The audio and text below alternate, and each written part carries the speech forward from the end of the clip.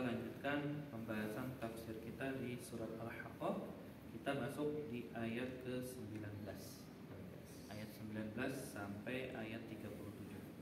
Nah, di mana di ayat 19 sampai 37 ini Allah sedang membahas tentang dua peristiwa yang nantinya akan terjadi, yaitu peristiwa penghisaban, proses hisab, yang mana ada satu kelompok manusia nantinya akan mendapatkan hisab yang ringan, di mana si buku catatan amalnya diberikan dari arah kanan, dan ada juga yang diberikan dari arah kiri. Dan dua jenis ini nantinya juga Allah akan sebutkan penyebabnya. Kenapa ada yang diberikan dari sisi kanan, kenapa juga ada yang diberikan dari sisi kiri. Nah, kita masuk dulu pada pembahasan yang pertama, yaitu orang-orang yang diberikan catatan amalnya dari arah kanan. Di ayat 19 di sini Allah berfirman, fa amma man utiya kitabahu bi yaminihi fayaqulu ha umqra'u kitabiyah. Adapun orang yang catatan amalnya, kata Allah, diberikan di tangan kanannya, maka dia berkata, ambillah, bacalah kitabku ini. Maksudnya apa? Maksudnya dia itu fayaqulu ha umqra'u kitabiyah. Jadi ketika si kitabnya diberikan ke dia, saking senangnya dia ngangkat kitabnya, kemudian dia langsung bersorak gembira gitu, mendatangi si keluarganya sampai bilang, ha umqra'u kitabiyah, ini baca nih kitab aku lulus lah gitu ibaratnya. Kalau sekarang itu ada orang yang lulus ujian atau lulus skripsi gitu kan, setelah keluar kan dia senang banget. Nah, itu gambaran orang yang nantinya akan diberikan catatan amal dari arah kanannya. Kenapa dia bisa diberikan dari arah kanan? Nah, di sini Allah jelaskan di ayat ke-20-nya. Innal dhanantu anni mulaqin hisabiyah. Sesungguhnya aku yakin bahwa suatu saat aku akan menerima perhitungan terhadap diriku. Jadi orang yang diberikan catatan amal lewat kanan itu, hal yang paling ditonjolkan oleh Allah di sini adalah dia meyakini adanya hari akhir. Jadi rukun imannya, dia imani semuanya. Salah satunya yang paling dominan di sini disebutkan tentang hari akhirnya. Karena di hari akhir kita kan semua akan dihisab, akan diadili gitu. Setiap orang itu akan diadili. Keyakinan di sini bukan keyakinan dia waktu di dunia, oh ya saya akan lolos gitu, dapat buku itu, bukan ya? Oh, bukan. Itu yakin karena hari akhir itu ya. Jadi yakinnya dia di hari, akan adanya hari akhir itu ketika di dunia. Iya, bukan pada saat dia menerima itu. Oh, bukan. Di dunia tuh dia udah yakin, saya pasti akan dapat, bukan ya? Bukan ya. Tapi ketika di dunianya, jadi dia benar-benar beriman ini kepada hari akhir ya, bukannya buku ya. Bukan cuma buku ya, kepada semua rukun iman. Nah, kenapa di sini cuma rukun iman kepada hari akhir yang didominankan? Karena konteksnya memang sedang berbicara tentang hari akhir. Nah, ketika seseorang itu meyakini akan adanya hari akhir, kan dia di sini mengatakan innal dhanantu anni mulaqin hisabiyah. Sesungguhnya aku yakin bahwa suatu saat aku akan menerima perhitungan terhadap diriku. Jadi ketika dia meyakini hal tersebut, maka nanti akan terlihat dari perilaku dia. Nah, ketika seseorang itu meyakini akan adanya hari akhir, dia akan jaga lisannya. Lisannya gak akan sembarangan ngomongin orang, gak akan sembarangan nyakitin hati orang. Kenapa? Karena dia tahu kalau dia ngomong dengan cara menyakiti orang, dia nanti akan dihisab. Bisa jadi omongannya itu ternyata malah membuat dia dilemparkan ke dalam api neraka. Sebagaimana yang Rasulullah SAW itu sebutkan dalam hadisnya, bahwa ada orang yang nggak pernah difilter gitu si kalimat-kalimatnya, sehingga tanpa dia sadari ternyata kalimat tersebut membuat dia dilemparkan ke dalam api neraka yang jauhnya sampai 70 tahun perjalanan dari sekedar lisan. Nah, ketika kita juga meyakini akan adanya hari akhir, maka kita juga akan senantiasa menjaga ibadah kita. Lisan sama seperti WA juga bisa kan? Iya, sama, ketikan ya. Ketikan Atau juga kadang misalnya kalau sekarang kan di sosial media dikit-dikit ada orang yang membuli gitu misalnya, ada orang yang dihina-hina gitu, atau di video-video di YouTube gitu. Nah, itu juga termasuk orang-orang yang kelak nanti akan dihisab. Termasuk menyebarkan. Ya, mau menyebarkan, mau berbicaranya. Yang buat video. Kalau bacanya nggak ada apa, Pak? Kalau lihat bacanya. Kalau bacanya enggak. Dari praktika. Asal aja baca praktek. Itu kalau video kayak begitu disebar tuh tambah ini ya. Iya, pertama sih pembuat videonya dapat dosa jariah. Terus-terusan kan? Terus-terusan. Terus yang menyebarkannya juga ikut andil dari dosa jariah. Jadi ini hal yang nantinya akan bermanfaat bagi setiap muslim. Kalau dia benar-benar mengimani hari akhir. Jadi akan terlihat sekali perilaku dia yang berubah, dari akhlaknya, dari sifatnya, dari tutur katanya, dari cara dia memperlakukan orang lain, itu semua akan benar-benar terlihat. Nah, nanti juga yang bagian ini akan dibahas juga nanti di bagian orang yang mendapatkan catatan di tangan kiri. Nah, maka orang yang mendapatkan catatan buku amalan dari kanannya, dari arah kanan, Allah sampaikan fahuwa fi 'aisyatin radiyah fi jannatin 'aliyah. Kemudian kata Allah, maka orang itu nanti akan berada dalam kehidupan yang diridhai. Maksudnya dia akan masuk ke dalam surganya Allah, fi jannatin 'aliyah, surga yang tinggi, qutufuha daniyah, buah-buahnya dekat. Jadi walaupun surganya tinggi, tapi buahnya itu enggak sulit untuk didapatkan. Kalau sekarang kan kita ngelihat mungkin ada pohon yang tinggi. Untuk dapetin pohonnya kita perlu naik dulu pohonnya. Kita sampai ke atas baru bisa dapat. Nah, nanti walaupun pohonnya panjang, tinggi, ketika kita pengen buahnya, si buahnya nyamperin sendiri. Jadi tanpa perlu kita naik bersusah payah. Nah, kulu washrobu hani'an bima aslaftum fil ayyamil khaliyah. Nah, kemudian Allah juga mengatakan kepada mereka, makan dan minumlah dengan nikmat karena amal yang telah kamu kerjakan pada hari-hari yang telah berlalu. Nah, di ayat ini para ulama kita rahimahumullah menjadikan ayat ini sebagai dalil bahwa amalan itu nantinya bisa menjadi sebab seseorang masuk ke dalam surga. Walaupun dalam sebuah hadis dijelaskan setiap dari kita itu masuk surganya karena rahmat Allah, tapi amalan itu yang mengundang rahmatnya. Iya. Amalan tersebut yang mengundang rahmat. Ada sebabnya ya, rahmat itu nggak tiba-tiba ya. Nggak tiba-tiba. Nggak kita duduk santai nanti juga kita mudah-mudahan dapat rahmat. Tapi kita justru malah diam gitu, rahmat. Kita malah diam, nggak berusaha, nggak ikhtiar. Nah, itu sama aja bohong. Nah, di sini Allah jelaskan bahwa balasan tersebut didapatkan karena jerih payah atau juga hasil amalan selama di dunia. Jadi ketika orang tersebut benar-benar meyakini akan adanya hari akhir, dia berusaha untuk memperbaiki dirinya, menyiapkan bekalnya untuk bertemu dengan hari ini. Nah, itu adalah orang yang mendapatkan catatan dari arah kanannya.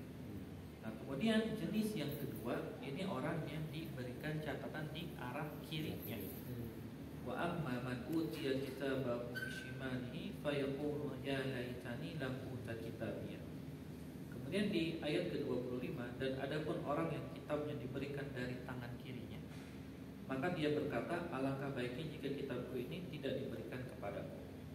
Nah, jadi di ayat ini Allah sampaikan dengan tangan kiri, tapi di ayat yang lain Allah sampaikan di lewat belakang.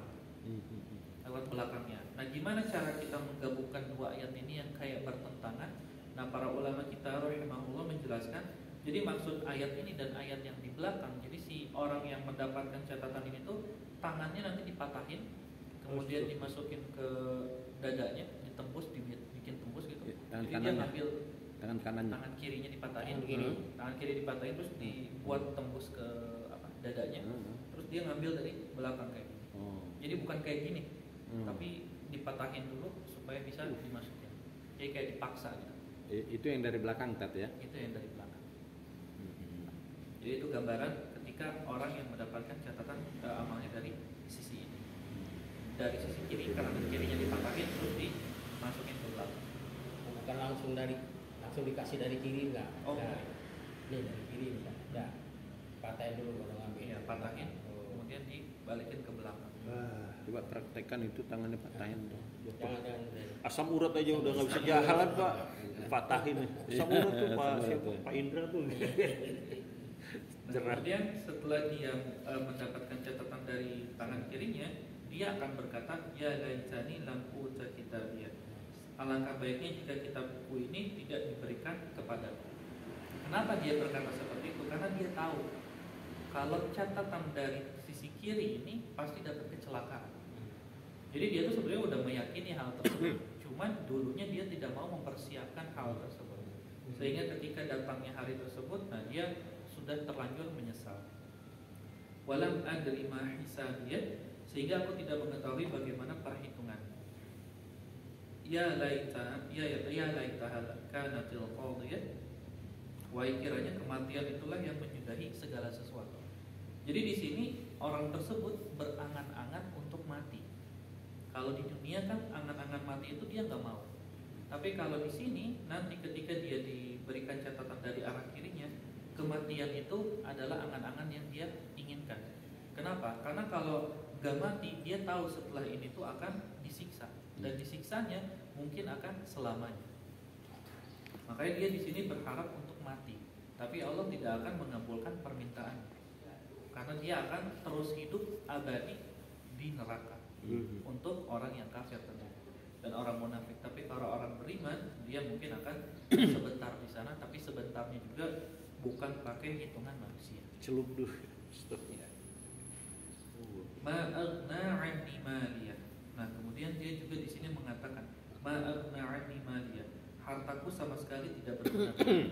Jadi harta yang selama ini dia kumpulkan, dia cari, dia perjuangkan selama di dunia, dengan harta tersebut mungkin dia dapat kemudahan beragam macam akses misalnya dan seterusnya.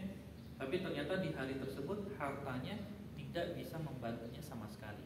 Kalau di dunia kan ketika orang punya harta banyak, dia dapat hukuman, mungkin si hakimnya bisa dia bayar untuk meloloskan dia dari sebuah hukuman. Tapi nanti di hari akhir hakimnya nggak bisa dibayar, karena Allah itu adalah Rabb yang maha adil. Halaka 'anni sultaniyah, kekuasaanku telah hilang dariku. Nah juga dia ini menyesali, karena dulunya mungkin dia ketika di dunia jadi raja atau ratu atau presiden atau juga orang-orang penting lainnya, yang mana ketika mereka mendapatkan jabatan tersebut, mereka itu kebal hukum. Tapi di hari akhir mereka udah gak bisa kebal lagi terhadap hukumnya. Jadi hartanya gak bermanfaat, jabatannya pun tidak bermanfaat. Nah ketika dia menyesali hal tersebut, Allah sampaikan kepada para malaikat, khudhuhu fagullu. Tangkap dia, lalu belenggulah tangannya ke lehernya. Tsummal jahima sallu, kemudian belitlah dia dengan rantai yang panjangnya kemudian masukkanlah dia ke dalam api neraka yang menyala-nyala. Tsumma fi silsilatin zar'uha sab'una zira'an fasluku. Kemudian belitlah dia dengan rantai yang panjangnya 70 hasta.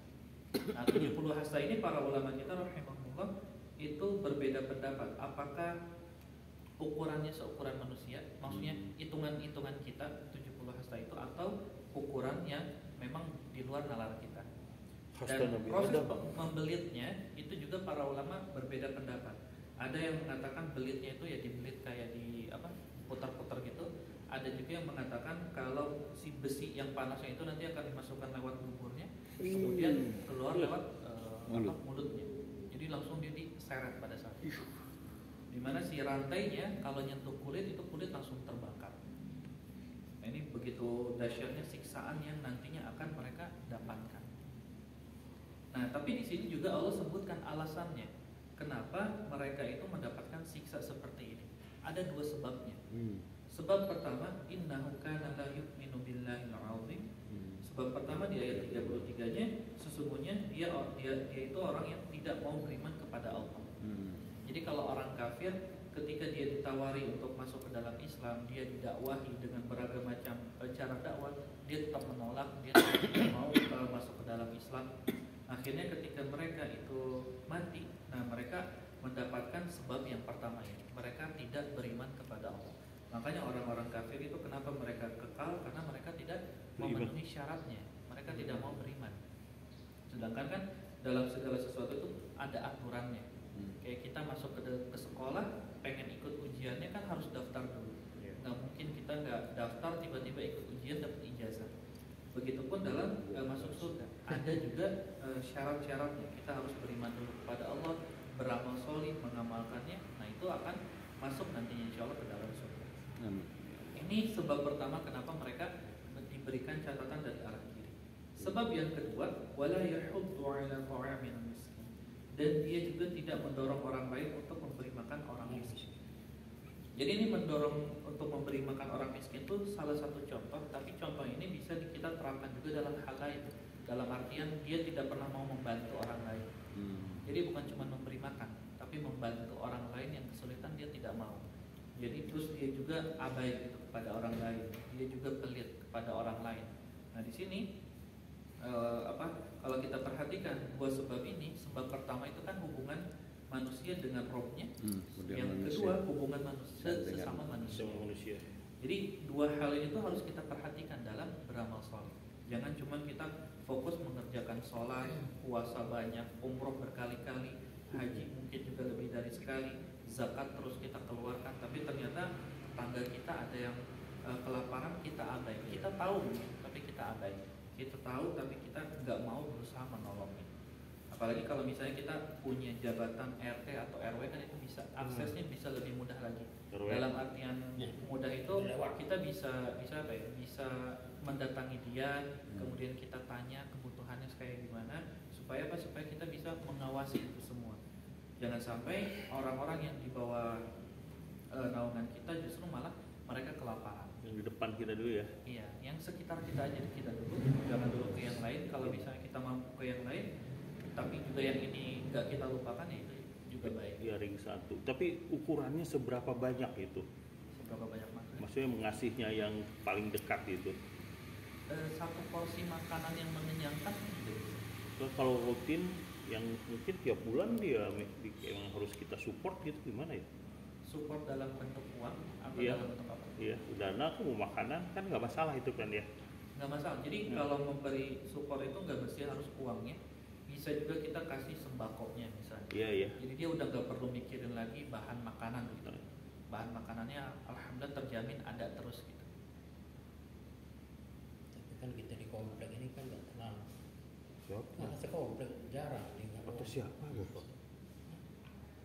Banyak bakal depan. Amin. Cuma mobil semua. Ini ring satu si Asep tuh. Hah? Putra.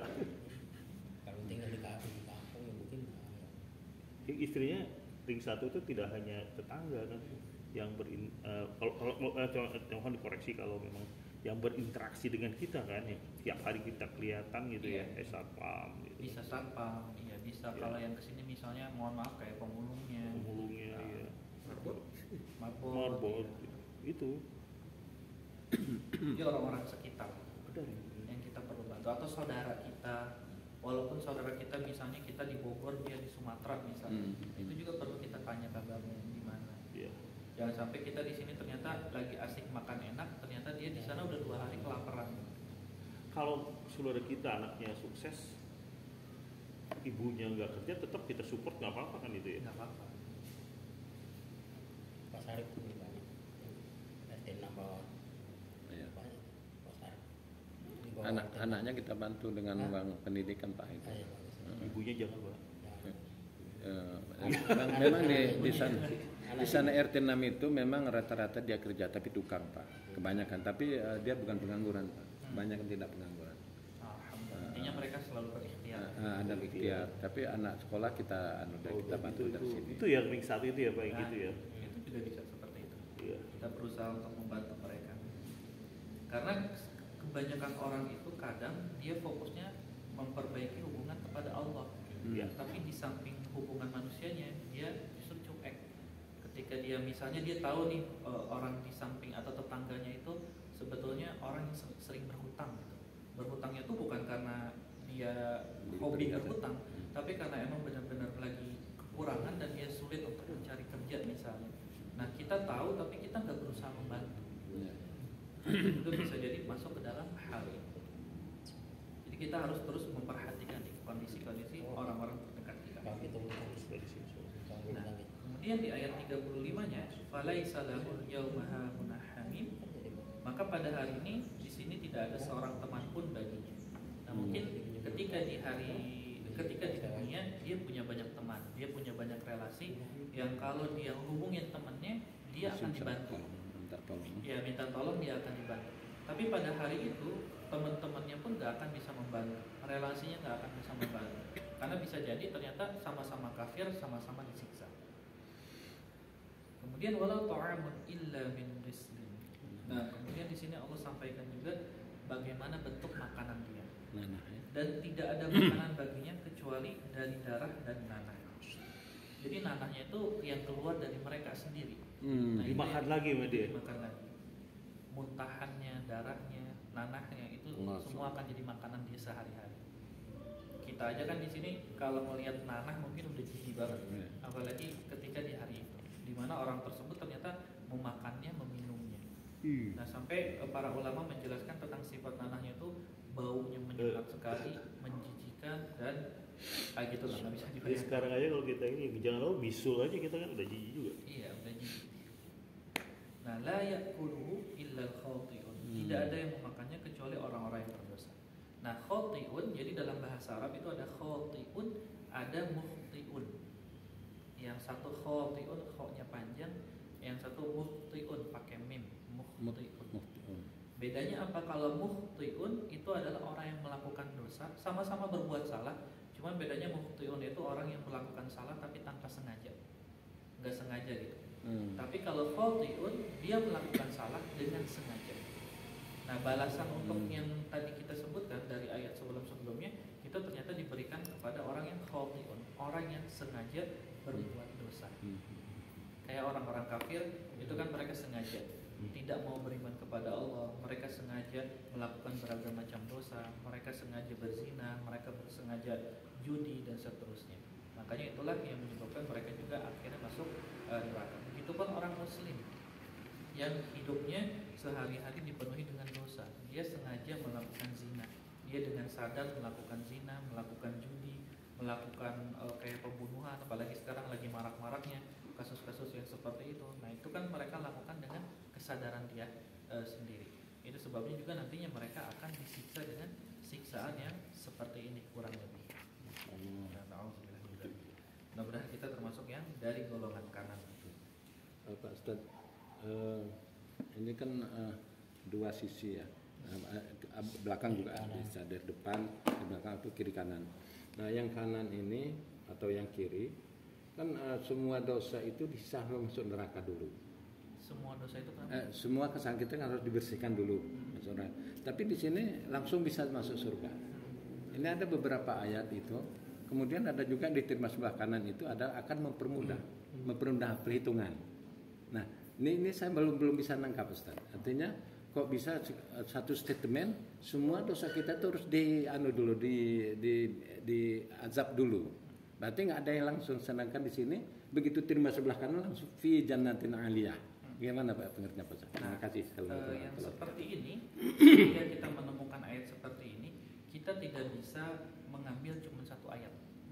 Jadi semua ayat yang berkenaan dengan ini semua kita kumpulkan.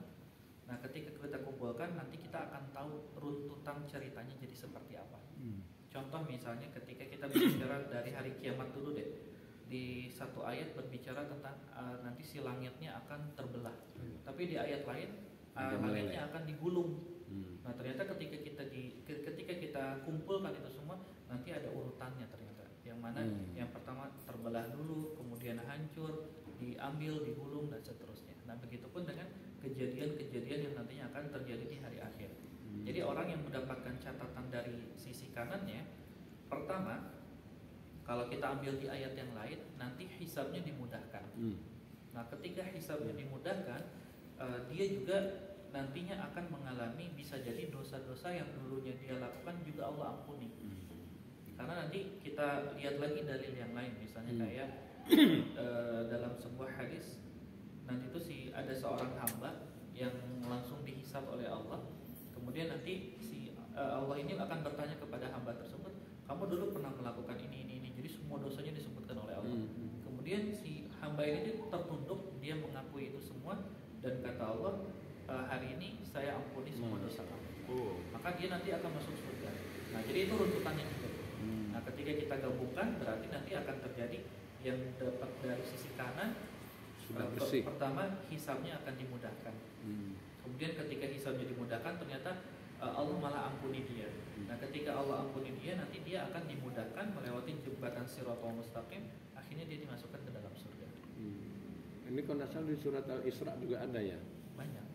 Banyak ayat yang ingin mengatakan di belakang itu Kalau dia juz 29 itu kan dimudahkan, tidak ada yang dimudahkan. Jadi itu kadang-kadang saya mungkin kalau di sini kanannya memang sudah dibersihkan semua ya. Iya, kalau Sudah yang di dibersihkan. sini dia tuh kayak diringkas gitu ceritanya. Hmm. Udah dikasih dari catatan kanan, nah berarti dia udah pasti akan masuk ke surga. Berarti Seperti semuanya sudah beres gitu loh Iya, Ustaz, ya. semuanya udah beres. Kalau di ayat yang lain diceritakan sedikit detailnya. Setelah itu apa? Ini aja hanya, bukan hanya ya, artinya percaya di akhir aja ini. Maksudnya percaya di akhir aja di sebelah kanan ya. Iya. Sebenarnya kalau sudah kita ikut ke situ akhir itu akan ada perhitungan, pasti dari sekarang kita sudah ngerem. Takut. Enggak takut duluan kan, nggak mungkin kita mengerjakan hal karena pasti dihitung gitu, Iya. dihisap. Nah, satu lagi Pak Ustadz ini saya kemarin nggak masuk ya. Ini ada yauma taqumus yauma atakunul jibalu ka ini mampus. Jadi Ayat keberapa? ini Al-Ma'arij sudah kita kan? Oh, udah. Kita alhamdulillah. Sekarang Al-Aqah. Jadi maksud saya Pak Ustadz kan wala takunul jibalu ka ini mampus. Kemudian di Al-Qari'ah juga kan ada itu kan. Tapi bunyinya berbeda tapi terjemahannya sama. Yang ayat berapa? Di sini berarti ayat kalau di Al-Qari'ah itu ayat ke-6. Oh, bukan Al-Qari'ah yang satu Yang lagi. tadi itu adalah Al-Ma'arij. ayat Al-Ma'arij itu aja. Wa takunul jibalu itu ayat 9. Ayat Ya 9 dan gunung-gunung langit bagaikan bulu bertebangan. Nah kalau di Al-Qur'an juga kan ada tuh. Yauma mana ya Al-Qari'ah. Oh ini juga. Oh, ayat kelima. Ayat kelima, kelima surat Al-Qari'ah. Ini lafaznya sama, Pak. Al-Qari'ah halaman oh ini ya. Halaman 600. Watakunul jibalu halaman ayat 5 kan. Watakunul jibalu ka hinil mampus. Nah, sementara di sini watakunul jibalu ka ihnil. Nah, tapi terjemahannya sama. Nah, jadi pertama, kalau di surat Al-Ma'arij, kalaihnnya aja. Manfusnya gak disebutin.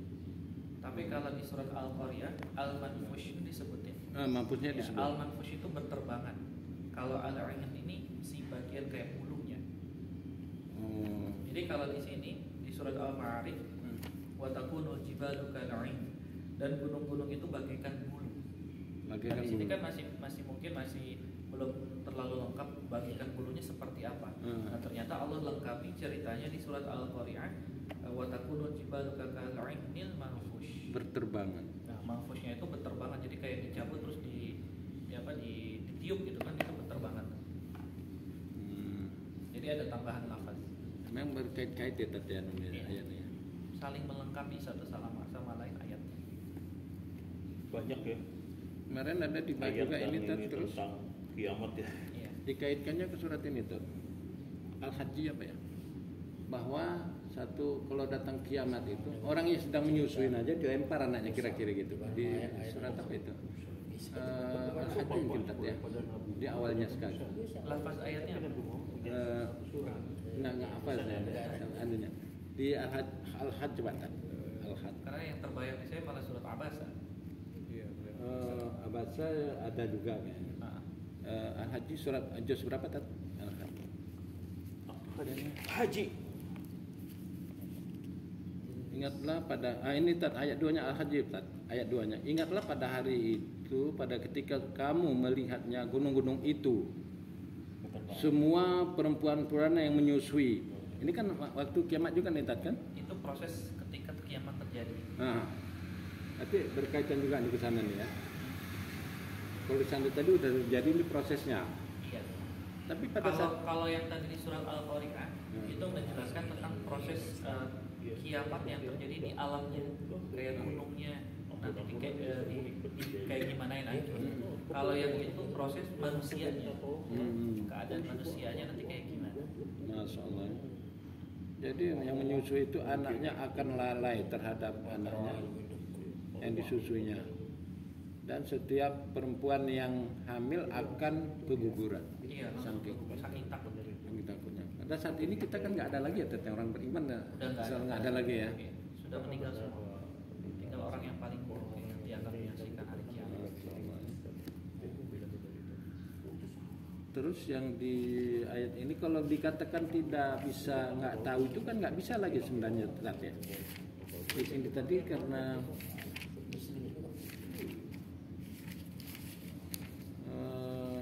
sini tadi bagaimana? Yang amaman utia kita baru bisa meli. Hartaku tidak ini, kekuasaanku tidak berguna. Kemudian atau tadi tidak tahu artinya tadi ya. Yang ayat mana? Kiranya kematian itu ini 26 ini sehingga aku tidak mengetahui. Kan nggak mungkin lagi tidak mengetahui kan? Tidak mengetahui. Oh, ayat 26 tuh dia tuh maksudnya bukan tidak mengetahui, maksudnya dia tuh saking putus asanya. Si catatan amalnya yang dapat dari sisi kiri, dia tuh udah tahu isinya apa. Cuma saking putus asanya dia nggak bilang kayak gini. Walam adri ma hisabiyah, sehingga aku tidak mengetahui bagaimana perhitungan.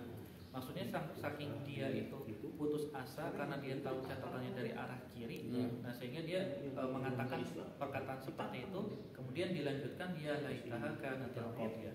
Aku pengen mati aja. Saking putus asanya. Bukan isi Al-Qur'annya dia nggak tahu kan di dunia itu. Ini di dunia kan mesti tahu kan, nggak ada yang nggak tahu nih sebenarnya isi Qur'annya. Kalau ini maksudnya ke catatan amal. Ke catatan amalnya. Ngeri. Ustaz, mungkin ini di luar ini ya. Ini saya hanya gini. Kita suka tasyahud akhir itu kan wajib ya.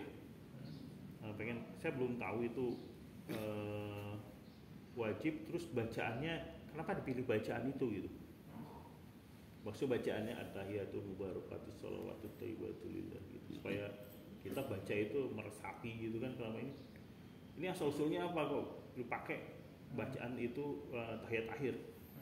Nanti saya kirimin aja bentuk PDF-nya. Okay. Saya lagi tulisin itunya, makna-makna sholatnya. Jadi kalau udah jadi saya kirim di grup. Alhamdulillah. Itu saya hanya sepotong kan. Itu kan dialognya Nabi Muhammad pada saat naik itu ya, tahiyat itu kan mengucapkan salam itu kepada Allah. Tadinya salamnya bukan itu katanya, cuma diperbaiki oleh malaikat kan.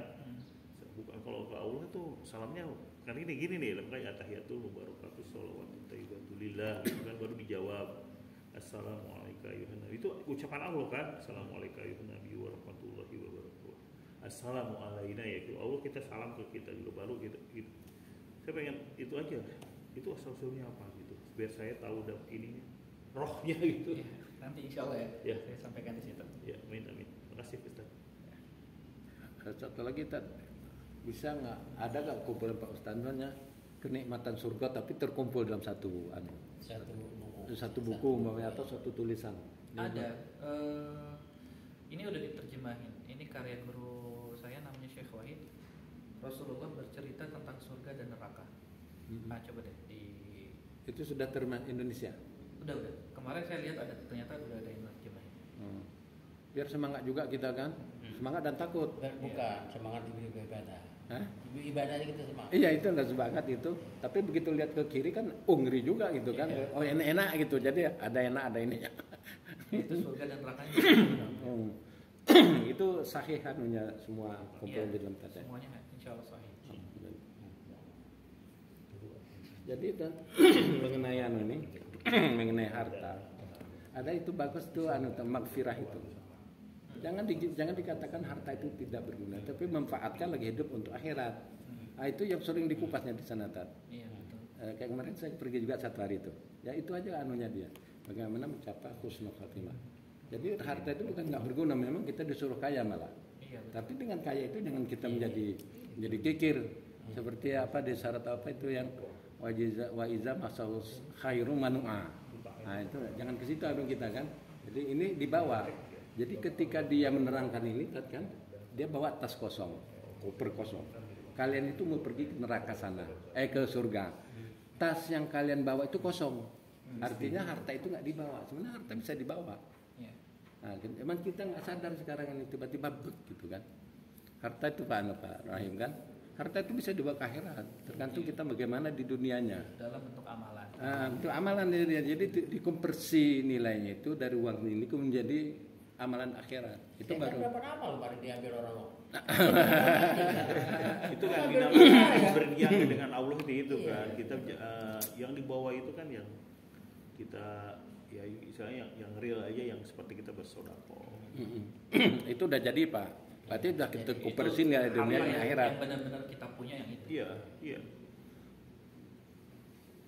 Kan menjadi 3 yang kita bawa kan, amal soleh, doa amal soleh, kemudian sedekah jariah kita sama ilmu yang bermanfaat. Iya, betul. Pokoknya nanti orang itu bayar sama saya nanti akhirnya Pak. Insya Allah. Kesel nih, masih kesel kalau ini masih Iya, kesel. ada uang itu pulangin sama Pak Rahim. Apa tidak ada uang lagi? Amal pulang ke sana. Oh nggak ada uang itu. Nggak ada. Dosa gua. Dosa saya milih. Pilih yang mana? Pilih mana? Nggak ada yang enak satupun Pak. Nggak ada. Kan di sini juga ada tadi mana saya kadang-kadang baca itu aneh. Di akhirat itu kita mau tebus supaya masuk neraka, jangan masuk neraka itu anak kita kasih. Apa itu di surat mana tadi itu? Surat yang sebelumnya Al-Ma'arij. Al-Ma'arij. Al-Ma'arij. Al-Ma'arij sebelumnya. Iya, Al-Ma'arij. Di Sampai ayat 14. Sampai menukarkan anak. Nah, dari 11 sampai 14. Memang ini tuh harusnya digaungkan ya, selain kita itu yang di DPR itu harus tahu ini. bukan nggak tahu mungkin Pak. Tahu. Abai. Pak, saya itu dulu kantor saya dekat Kejagung itu. Itu di masjid, dia punya masjid sendiri di dalam itu. Tulisannya ngeri Pak, tentang Al-Quran bahwa harus beradil, kalau nggak adil ini dijadiin ini di pinggir-pinggir ini. Itu di situ kan kejaksaan yang sempat. Tapi nggak efek ya. Nggak efek gitu. Nah. Itu kan di situ gede-gede tulisannya. Itu saya kan di Kiai Maja tuh seberangnya ke situ. Dan kalau udah sholat tuh kan biasanya Jumat tuh ada ini dari kepala jaksa agung suka itu ya konsumen saya lewat situ tuh. Itu udah bahasa itu. Jadi ada satu ayat Ngeri, kan, Pak, itu, Pak. satu ayat itu mungkin beberapa ayat juga ada seperti di Al-Arab 137 itu kan orang masuk neraka itu kenapa mata nggak menganukan ada daratnya di jahannam nak insiwal ini insiwal jinni wal insi kan lahum kulunya jadi walaupun ditulis segede apa tuh hatinya tidak ke situ. Kemudian matanya dia lihat itu bukan nggak lihat itu Pak, tulisannya pinggir-pinggir itu. Hatinya udah kekunci. Udah Pinggir kunci. jalan itu. Masjid itu Ada ayat lain lagi kan? Dia bukan matanya yang buta Pak, bukan hatinya bukan ini, tapi hatinya. Itu di surat ada, di ayat juga ada. Bukan jadi kita pergi sana sini gunung diciptakan begitu gede itu bukan mata hati kita, bukan mata melihat, hati kita nggak connect. Nggak connect. Jadi kata Allah banyak yang berjalan di muka bumi ini tidak memanfaatkan mata ini itu, bukan mata yang buta, hatinya yang buta. Hatinya yang buta. Jadi ya perlu kita ambil terjemahan walaupun dikit-dikit. Ternyata ngeri banget. Itu kalau menerjemahkan tuh harusnya ada gurunya. Iya, betul guru. Kena nanti lihat. Iya. Ada teman saya nih Pak Ustaz, dia yakin benar itu bisa berdialog dengan orang. Saya bilang nggak ada. Siapa bilang? Berdialog, Siapa? berinteraksi lah gitu. Teman. Jadi, Itu dia suluk bilang, itu. "Di sini suluk yang ini saya mau berinteraksi dulu." Nggak ada. Kalau berinteraksi, Untuk kata-kata tapi berinteraksinya? apalagi surat apa kemarin itu? Yang hanya itu menyampaikan haji, surat haji apa yang 262 bahwa itu tuh Allah akan memberikan hanya pada gitu kan. Nabi juga nggak semua gitu. Sekarang tuh udah selesai pas Nabi Muhammad tuh sudah selesai. Selesai itu, iya surat haji ya.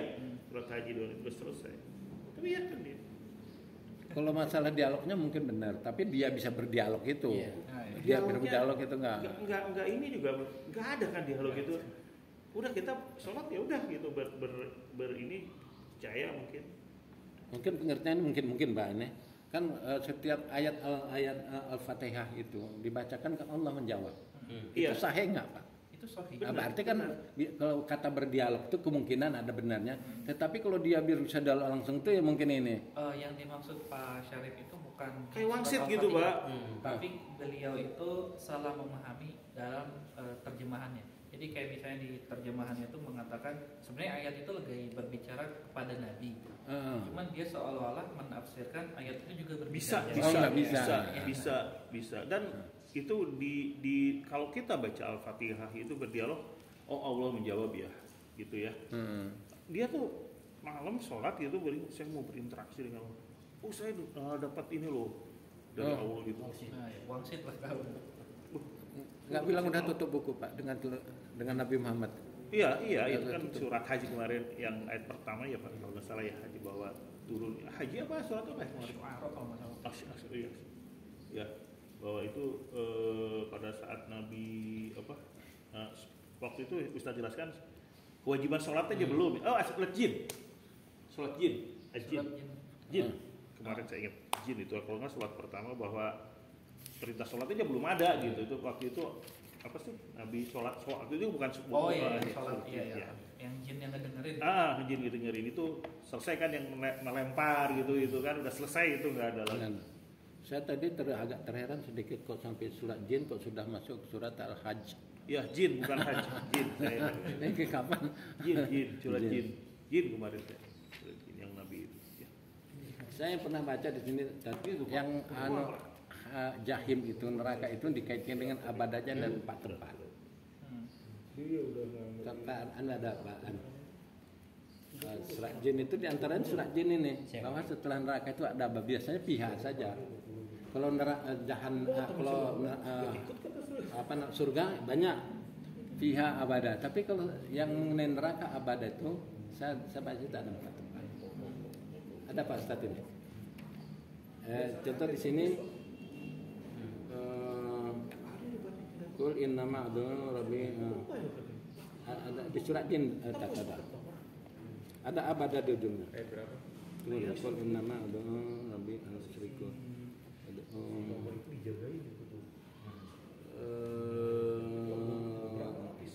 Mengenai neraka dia 23 ya. Ayat 23. Ini kan Jahannam itu ada halidina, kalau halidinnya banyak, pihak banyak. Yang abada itu ada 4 tempat. Ini satu Ahzab, kemudian satu lagi An-Nisa Pak, ada. An-Nisa pun sudah paling ujung itu, di Ahzab pun sudah mendekati ke akhir. Satu lagi surat apa gitu, ada 4 tempat itu sahabat ada abadanya. Yang lainnya fi khalidina fiha. Aku itu ada di Anu pun kan ada itu di surat juz 30 pun ada itu kan di surat yang panjang itu apa? Surat itu kan abadanya nggak ada, tapi pihak kan ada, abada nggak ada. Jadi yang ada itu yang saya baca itu 4 tempat itu yang ada abadanya. Kita tutup dulu dengan doa kafaratul majlis. Subhanallahumma wa bihamdika astaghfiruka wa atubu ilaik. Assalamualaikum warahmatullahi wabarakatuh. Waalaikumsalam.